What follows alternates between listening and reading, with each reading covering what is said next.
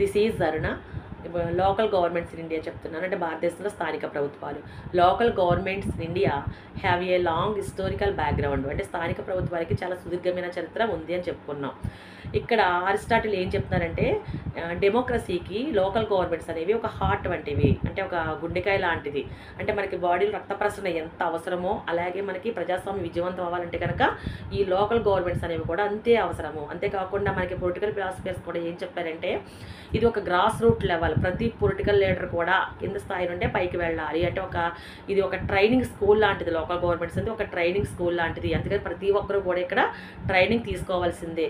అంటే ఒక political leader ఎలా ఉండాలి, ఒక పొలిటికల్ లీడర్కి ఉన్న క్వాలిటీస్ ఏంటి అంటే న్యాయశిక్ష లక్షణాలు, అలాగే రాజకీయ విజ్ఞానము, అలాగే పరిపాలన విధానం అన్నీ కూడా తెలిసి ఉండాలి అంటే కనుక కంపల్సరీగా ఇక్కడ శిక్షణ తీసుకోవాల్సిందే. అలాగే రాజకీయంగా అనుభవం సంపాదించుకోవాలంటే ఇక్కడ శిక్షణ తీసుకోవాల్సిందే. అంటే ఒక లోకల్ లెవెల్ కానీ, స్టేట్ లెవెల్ కానీ, సెంట్రల్ లెవెల్ కానీ ప్రతి ఒక్కరు కూడా ఈ క్రింద స్థాయి నుండి పై స్థాయికి వెళ్ళవలసిందే అని చెప్పేసి ఇక్కడ పొలిటికల్ ఫిలాసఫర్స్ కూడా చెప్పడం జరిగింది.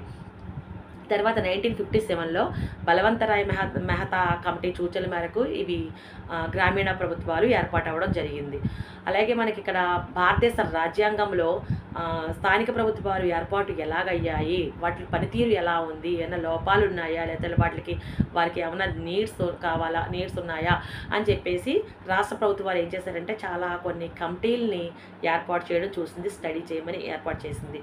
అప్పుడు ఇది క్షేత్ర స్థాయిలో ఈ స్థానిక ప్రభుత్వాలన్నీ కూడా చాలా డీప్గా స్టడీ చేసి ఇచ్చిన తర్వాత రాష్ట్ర ప్రభుత్వం ఏం చేస్తుందంటే ఆ అధ్యయనం తర్వాత కొన్ని విలువైన సూచనల్ని అందివ్వడం జరిగింది.